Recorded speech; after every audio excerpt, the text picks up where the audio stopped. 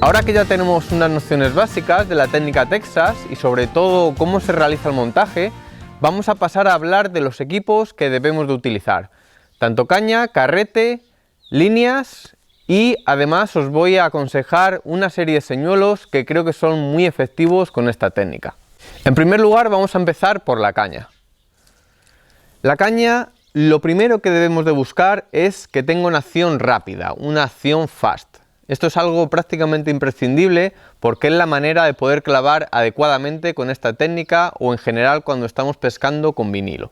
Además de la acción necesitamos una caña bastante potente. Desde mi punto de vista, una potencia medium heavy podría ser lo más polivalente, pero podríamos oscilar desde las mediums si vamos a pescar a lo mejor con un Texas sin plomar y con vinilos no muy grandes, a incluso cañas heavies en el caso de que vayamos a utilizar presentaciones más pesadas, vinilos muy voluminosos o vayamos a pescar a grandes profundidades. Otro aspecto que debemos de fijarnos es la longitud de las cañas. Desde mi punto de vista, una caña bastante larga, estoy hablando de 7 pies o incluso un poco más larga, nos va a ayudar mucho a conseguir unas efectividades mayores a la hora de clavar, ya que con esta técnica vamos a necesitar unas clavadas bastante potentes para conseguir clavar adecuadamente a los peces. Evidentemente esto no significa que no pudiéramos pescar con esta técnica con unas cañas de menor longitud, una 6,6, una 6,8, podríamos hacerlo perfectamente,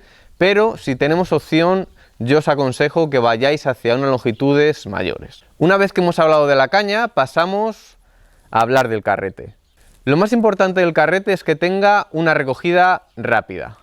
Una recogida rápida en un carrete de casting pues es 7.0 o incluso de ahí para arriba. Últimamente la verdad es que han salido modelos mucho más rápido, están bastante de moda, pero bueno, considero que con un 7.0 es más que suficiente para pescar de una manera adecuada cuando estamos pescando al Texas. Otro elemento muy importante para esta técnica es la línea, el sedal que vayamos a utilizar.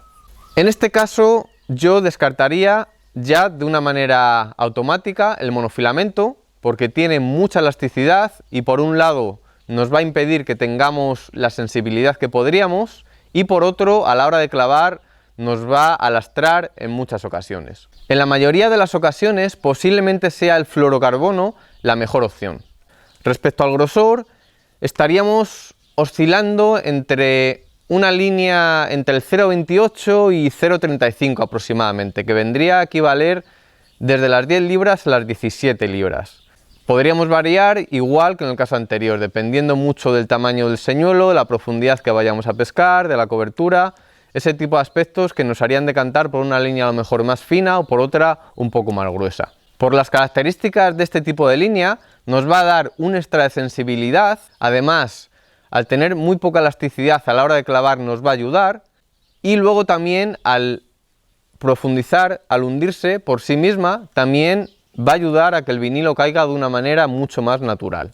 Además tendríamos la opción de utilizar líneas trenzadas, que esto ya lo dejaríamos a lo mejor para ocasiones más concretas o para momentos o zonas muy puntuales. Por ejemplo, cuando estamos pescando a grandes profundidades nos puede dar un extra de sensibilidad, cuando estamos pescando en zonas de mucha cobertura, de mucho palo, que necesitamos hacer muchísima fuerza en muy poco tiempo para arrancar los peces de la cobertura.